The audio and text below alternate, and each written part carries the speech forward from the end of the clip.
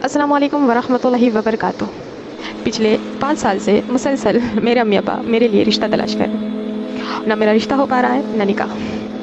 इसमें सबसे बड़ी गलती मेरी और थोड़ी बहुत मेरे पेरेंट्स की।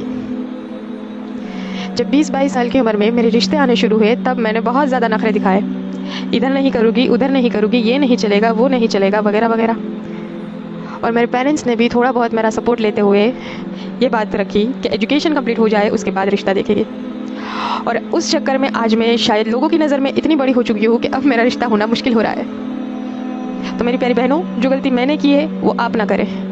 एजुकेशन के लिए पूरी ज़िंदगी पढ़िए, आप कभी भी अपनी एजुकेशन को ख़त्म कर सकते हैं। लेकिन निकाह के लिए एक वक्त होता है, एक एज होती है। उस वक्त में अगर आपने निकाह ना किया, वो एज आपकी चली गई, फिर रिश्ता मिलना बहुत मुश्किल होता है। किसी भी यूनिवर्सिटी में रूल नहीं है कि अगर आप मैरिड हो तो आपको एडमिशन नहीं मिलेगा, और न दीन शरीयत आपको एजुकेशन लेने से रोकती है। तो निकाह कर लो सही उम्र पे, उसके बाद आप अपनी एजुकेशन कंप्लीट कर लो। एक लड़का निकाह के लिए सबसे पहले लड़की में क्या देखता है? खूबसूरती, उसकी उम्र। हर लड़के की ख्वाहिश होती है कि उसको एक जवान खूबसूरत हमसफ़र मिले।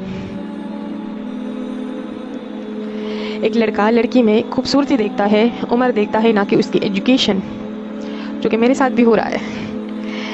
मेरी एजुकेशन को नहीं देखा जा रहा है, मेरी उम्र को देखा जा रहा है, मेरे अखलाक को नहीं देखा जा रहा है। बढ़ती उम्र के साथ मेरी ढलती खूबसूरती को देखा जा रहा है।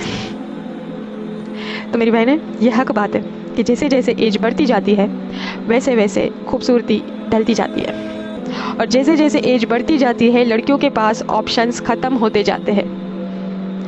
मैं तो बोलूँगी बचते ही नहीं है। और इसके साथ साथ और भी बहुत सारे नुकसान, फैमिलीज़ के ताने, रिलेटिव्स की बातें, ये भी तो झेलनी पड़ती है। तो निकाह को जल्दी करें, ये बहुत ज़रूरी है, ये बहुत इम्पोर्टेंट है, हम सब के लिए, माशरे के लिए, हमारे दीन के लिए, हमारे घरों के लिए। लास्ट में मैं यही कहूँगी, रीत रिवाज रस्मों से परे आओ सुन्नत तरीके से निकाह करें, निकाह को आसान करें और सुन्नत को आम करें।